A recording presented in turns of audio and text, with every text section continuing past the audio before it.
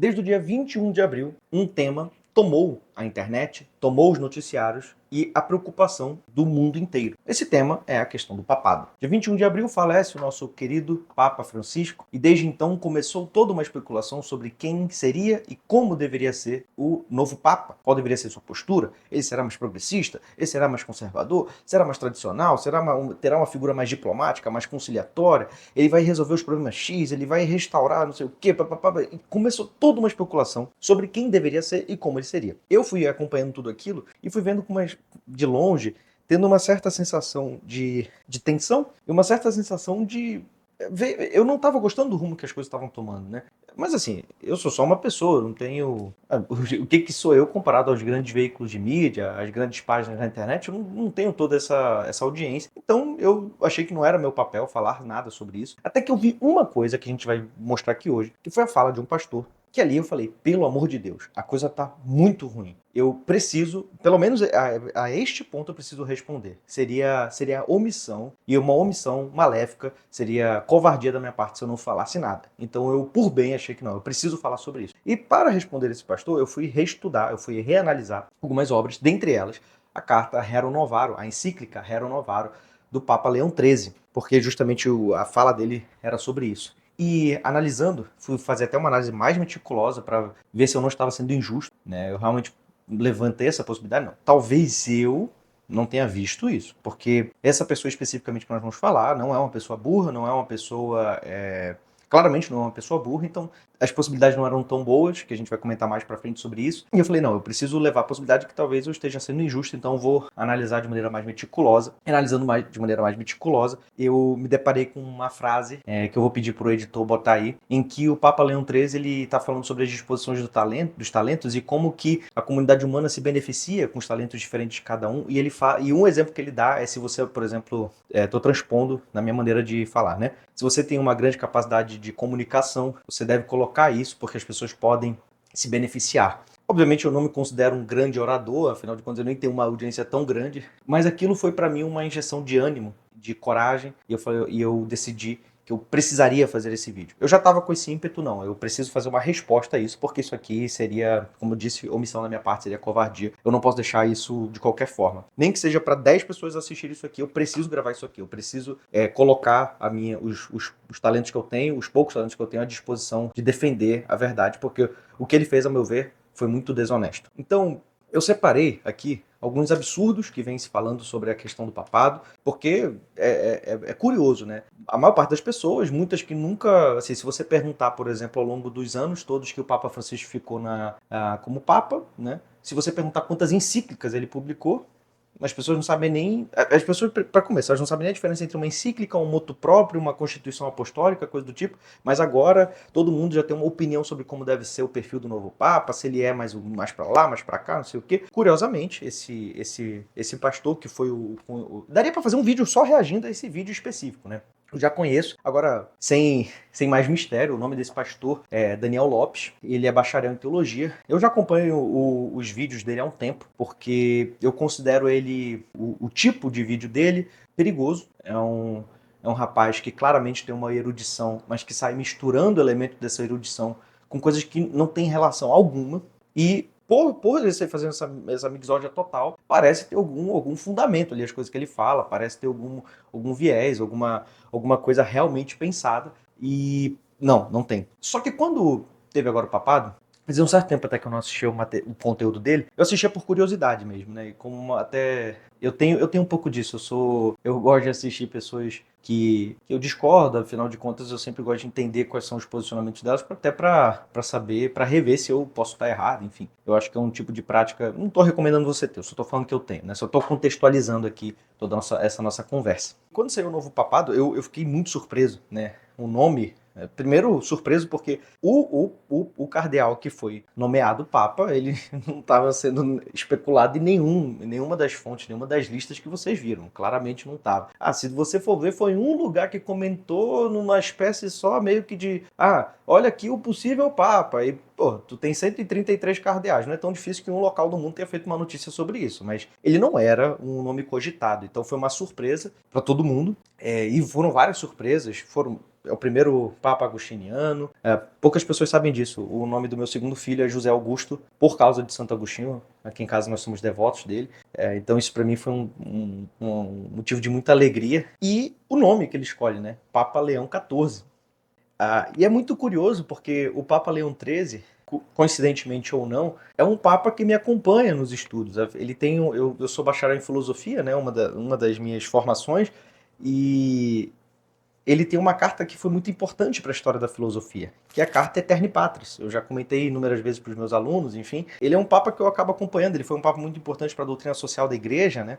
E uma das suas cartas principais foi a Rerum Novarum, que fala basicamente sobre a condição dos operários. A gente já vai falar um pouquinho mais sobre a carta. E aí quando eu vi Leão XIV, nossa, aí nos grupos de estudos, assim, o pessoal comentando, qual é a escolha do nome, o que isso tem a ver, e a gente comentou brevemente. E curiosamente, pouco tempo depois, ele próprio fez um pronunciamento falando do porquê que ele escolheu o nome Papa Leão XIV. Um aluno comentou comigo que achou coincidência, né?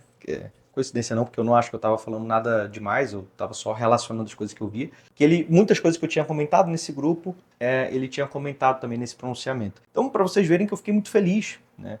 Foi uma surpresa muito feliz. E aí eu vi um vídeo desse pastor, né, o pastor Daniel Lopes, um vídeo comentando justamente a escolha do nome, o nome do novo Papa. Eu não lembro agora exatamente o título, eu vou aqui aparecer e a gente vai assistir algumas partes. Porque, assim, daria, como eu falei, daria pra gente fazer um vídeo reagindo ao vídeo todo dele. Mas eu não vou fazer vocês passarem por isso, nós vamos pegar só alguns trechos e eu vou comentar. Não é nada pessoal, afinal de contas, errar todos podem. Se esse vídeo chegar até o pastor Daniel Lopes, o que eu acho que é muito difícil, que fique claro que não é nada pessoal, mas que o que você falou é profundamente errado, e eu tenho um tom brincalhão, né? Mas não leve para o pessoal. Bom, o nome do vídeo é o segredo do nome do novo Papa. O Papa Leão XIV é um progressista. Já começa assim, pelo amor de Deus. Quando ele falou, oficialmente o Papa Leão XIV é um progressista. E aí ele vai dar os motivos. Você imagina assim, ele deve dar motivos excelentes, né? Do porquê que vai ser um progressista. Vamos ver os motivos que ele alega para chegar nessa conclusão. Progressista moderado. Se ele não fosse progressista, você pode ter toda a certeza que ele não teria sido escolhido pelo Papa Francisco, chamado para perto e nem ter sido eleito cardeal. A gente não pode. Quando eu vi isso aqui, eu falei, não, ele só pode estar brincando. Porque é a mesma coisa que, assim, ele pegou três coisas, né? Ele falou que ele não teria sido nomeado pelo Papa Francisco, foi isso? Nomeado, foi alguma coisa assim, ou eleito, ou nomeado pelo Papa Francisco, não teria chamado para perto e não teria sido nomeado cardeal. As três coisas são a mesma, meu Deus do céu. Ele foi nomeado para quê pelo Papa Francisco? Para ser cardeal. E sendo cardeal, você é chamado para perto. Pelo amor de Deus, assim, ele falou a mesma coisa três vezes. Ele dá três motivos que, no fundo, é a mesma coisa.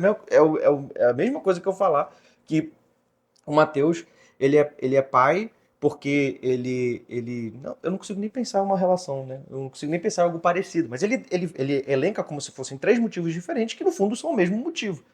O Papa Francisco nomeou ele cardeal e, sendo cardeal, ele se torna mais próximo da Cúria Romana. Inclusive, essa é o porquê que você nomeia um cardeal. Eu já achei assim, isso aqui tem 20 segundos de vídeo. Eu falei, pelo amor de Deus, ele não sabe o que ele está falando. Mas vamos continuar. Para as pessoas, para a mídia, oficialmente, se você pergunta assim... Ele vai insistir nesse ponto aqui de que pula aí, tá? Eu pedi pro editor cortar essa parte aqui porque eu não vou ficar reagindo num negócio que a gente não vai comentar. Ele só vai ficar endossando a opinião de que o Papa Leão XIV, ele é um progressista, oficialmente um progressista, pelo vínculo que ele tem ao Papa Francisco, basicamente. Ou seja, ele parte da ideia de que o Papa Francisco é progressista e de que toda e qualquer nomeação que o Papa Francisco fez e todo e qualquer ato que o Papa Francisco fez foi um ato progressista, né? Isso aqui, mesmo que você levasse em consideração, mesmo que você aceitasse o que ele está falando, de que o Papa Francisco é um progressista, mesmo que você aceitasse, o qual eu não vejo dessa forma, mas mesmo que você aceitasse isso, você está supondo que uma pessoa, ela age 100% coerente. Você está partindo da ideia de que, sei lá, um católico, todas as ações da vida dele são católicas. Se fosse isso, você não tinha a diferença entre um crente nominal e um santo, por exemplo. Mesmo que você conseguisse provar o fato de que o Papa Francisco é um progressista, você ainda precisaria provar o fato de que a nomeação dele do cardeal Robert Prevost foi uma nomeação com finalidades políticas progressistas. Ele dá um salto absurdo nisso aqui, que assim, é no mínimo infantil isso aqui, no mínimo, assim, é uma lógica que uma criança faz e claramente é muito imaturo, é muito simplório você ver as coisas dessa forma, mas aí ele fica endossando isso, ele chega até a falar um absurdo, perdão esse tom, tá, pessoal, porque esse vídeo aqui eu achei um absurdo mesmo. Ele chega até a falar que ele sabe do que ele tá falando porque ele tem familiares na Itália. Aí eu falei, pelo amor de Deus. Eu vou mostrar, esse eu vou mostrar, porque isso aqui eu achei ridículo. O primeiro ponto de uma reflexão vital que eu quero fazer com vocês, que é a reflexão sobre a escolha do nome. A escolha do nome diz muito. Aqui, ó, ele vai começar a falar da escolha do nome. Prestem muita atenção nisso aqui. Ele vai falar da escolha do nome do Papa Leão XIV, agora. A escolha do nome diz muito. Ah, sério? Porque Robert Francis Prevost escolheu o nome Leão XIV. Isso tem um sentido. Isso tem um significado. O seu nome, muitos interpretam como uma homenagem ao Leão XIII, o seu antecessor entre os papas chamados Leão. O Papa Leão, ele ficou muito conhecido pela sua encíclica... Ele está falando do Leão XIII. Não é que muitos interpretam. Você tem uma sucessão entre os papas. E alguns já têm uma tradição, vamos dizer assim, uma tradição própria, tá? Por exemplo, o Papa Leão começa com o Papa Leão Magno, São Leão Magno, inclusive é santo e doutor. Depois você tem o Papa Leão II, Papa Leão II, terceiro, quarto, quinto, não sei o quê. E aí você tem o 14º, hoje. Quando um Papa escolhe um nome de uma sucessão, por exemplo, Papa Bento XVII, vamos supor que ele escolhesse esse, Papa Leão XIV, Papa São João Paulo III, Papa Francisco II. O que é o óbvio isso? Isso é, eu vou seguir a mesma linha deste Papa. Eu vou seguir o trabalho que este começou. Isso não é uma opinião, isso é o óbvio, pô. Então, assim, é óbvio que existe alguma relação entre o Papa Leão XIV e o Papa Leão XIII. Isso é óbvio, isso não é uma questão de opinião. Muitos interpretam. Não é. É uma declaração. Olha, eu vou agir numa continuidade do trabalho deste Papa. Então, se você começa a levantar problemas, suspeitas e opiniões do trabalho do Papa Leão XIII, consequentemente, você está antecipando problemas que o Papa Leão XIV não conseguirá resolver ou aprofundará. Se você levanta qualidades do Papa Leão XIII, você está levantando qualidades que você espera do Papa Leão XIV. Isso é óbvio. O próprio Papa Francisco, quando ele escolhe o nome Papa Francisco, você já tem pelo menos, de maneira imediata, uma exaltação ao voto de pobreza. Ou uma visão, de alguma forma, à questão da pobreza. Por quê? Porque São Francisco de Assis tinha um voto radical de pobreza.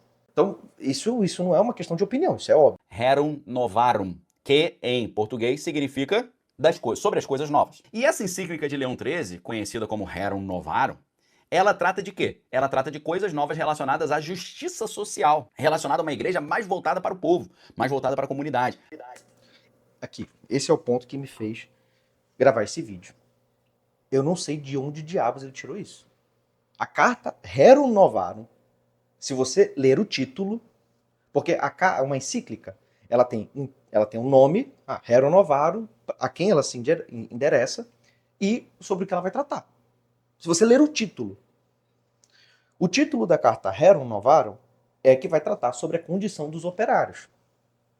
Ele associa que a carta vai falar sobre a justiça social, sobre a questão do povo.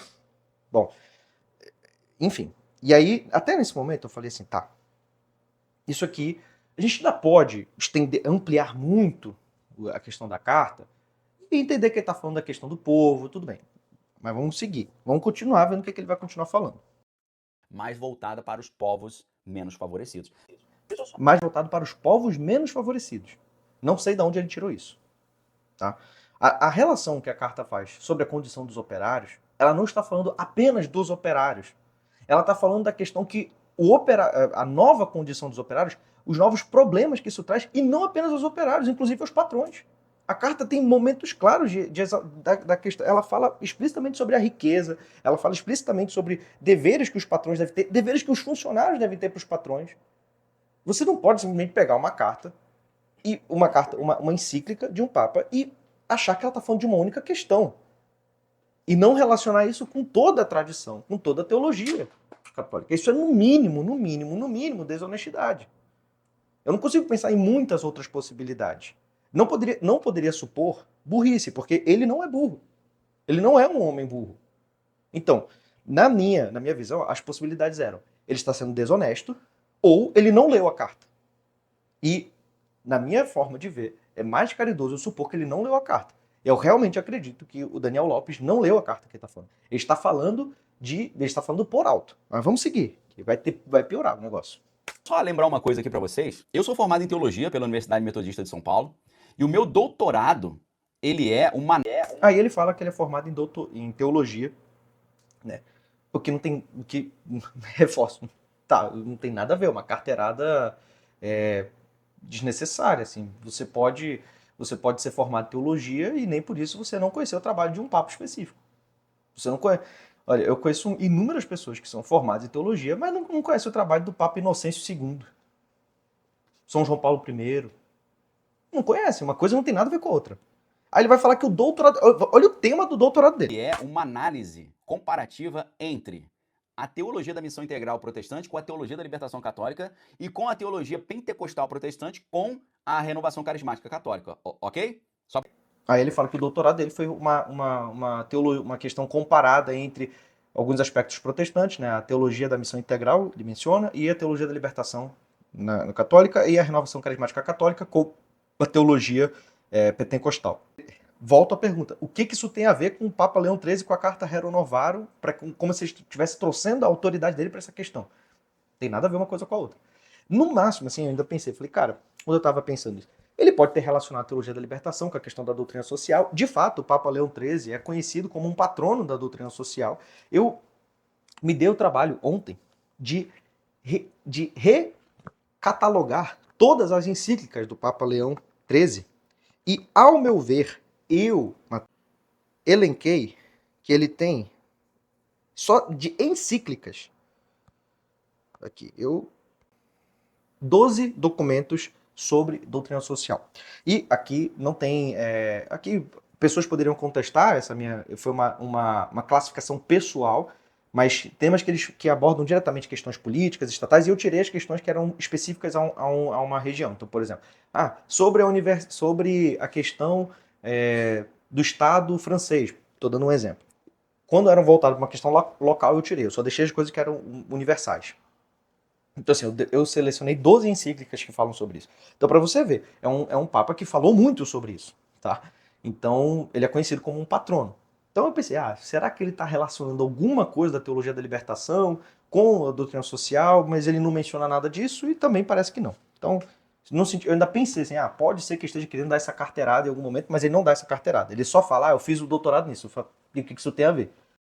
Ok? Só para você saber qual é a minha aí, tá bom? Eu acho importante eu falar isso, tá? Você pode perguntar, Daniel, qual é a sua qualificação para tratar desse tema? Primeiro, eu sou jornalista. Eu sou um jornalista que tenho uma preleção pelas questões religiosas, primeiro de tudo. Segundo, eu sou um bacharel em teologia, formado pela Universidade Metodista de São Paulo. Segundo, eu fiz especialização em teologia medieval católica na Faculdade de São Bento do Rio de Janeiro, no Mosteiro de São Bento. Tá? Se você não sabe, eu estudei no Mosteiro de São Bento sobre a obra do Raimundo Lúlio, que foi um dos grandes filósofos e teólogos medievais, tá certo? Além disso, o meu doutorado foi sobre teologia, comparando a teologia da libertação católica com a teologia da missão integral protestante e comparando a teologia da renovação carismática com a teologia do movimento pentecostal protestante, ok? Então, tá aí a minha experiência nessa área. Eu conheço muito bem o Vaticano, já fui lá algumas vezes. Aqui, ó, olha isso aqui. Agora ele vai falar que ele conhece muito bem o Vaticano. Aí ele vai falar que eu vou falar algumas vezes. Vamos ver. Assim, você imagina, não? Um cara que tá dizendo que conhece muito bem o Vaticano, ele deve ter motivos muito fortes, de fato, para falar que conhece o Vaticano. Vamos ver quais são os motivos que o Daniel Lopes alega para dizer que ele conhece muito bem o Vaticano. Para dizer que ele conhece muito bem. Não disse eu conheço, ele disse eu conheço muito bem. Foi a palavra que ele usou. Fui lá algumas vezes. Eu tenho parentes que são italianos. Já foi no Vaticano algumas vezes. Tem parentes que são italianos. Que moram na Itália, que moram em Roma, ok? Então, eu tenho uma noção do que eu tô falando, beleza? Os grandes motivos para o Daniel Lopes se dizer um entendedor do Vaticano é que ele já foi no Vaticano algumas vezes e tem parentes que moram na Itália, em Roma. Eu falo, meu Deus do céu, realmente um currículo e tanto. Né? De fato uma autoridade imbatível, uma coisa dessa. Né? Mas desculpem ter esse tom de deboche, é porque assim, é claramente, assim, eu já vi vários outros vídeos do Daniel Lopes, como eu tô falando, mas isso aqui, o que me deixa curioso é que isso aqui mancha a imagem dos cristãos como um todo.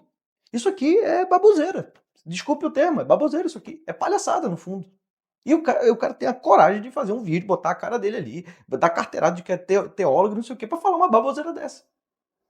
Sei lá, se ele falasse assim, eu tenho informantes, porra, eu respeitaria muito mais. Aí o cara fala, não, eu fui algumas vezes e tenho familiar lá. Aí é... Ah, não, mas os meus familiares são meus informantes. Aí, não, enfim, gente, desculpem, é palhaçada, perdão. Beleza? Ok? Então vamos lá. O fato do Robert Prevost ter escolhido o nome Leão, talvez se referindo ao Leão XIII, isso traz a ele um enfoque progressista. Porque o Leão XIII ficou conhecido pela encíclica Rerum Novarum das Coisas Novas, que tratava de justiça social e queria uma igreja mais progressista, um progresso maior. Quando eu vi isso aqui, aí no início lá que eu falei, não, ele pode estar querendo dizer isso, não sei o quê. Aí acabou. Eu falei, meu Deus do céu, da onde este homem tirou? Primeiro, que o Papa Leão XIII é um progressista. Segundo, que a Carta Rerum Novarum é uma carta que fala sobre justiça social e um avanço social, é uma carta progressista. Pelo amor de Deus, eu falei assim, não é possível, não é possível. E aí foi quando eu fui fazer uma análise mais meticulosa da carta. Eu me dei o trabalho de fazer isso. Falando assim, não, será que quando eu tive contato, será que eu estava errado? Será que eu tinha uma outra visão? Será que não sei o que? Eu fui fazer isso, eu peguei a carta. Aí eu falei assim, quando você pensa num progressista, você não é político, você não é nada. Você está aqui assistindo esse vídeo numa boa. Você pensa num progressista, o que você pensa? Um progressista em questões morais, um progressista em questões políticas, um progressista não sei onde. A carta Rerum Novarum, o Papa Leão XIII simplesmente defende. Ele reforça a questão da propriedade privada e ele embasa que a propriedade privada tem uma fundamentação no direito natural.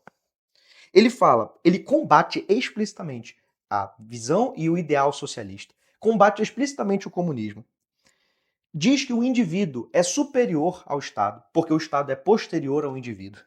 Defende a família, defende o patrimônio familiar, o direito à herança de uma família, ou seja, o pai tem o direito a passar para os seus filhos, defende o governo paterno da família, ou seja, o homem como o cabeça da família.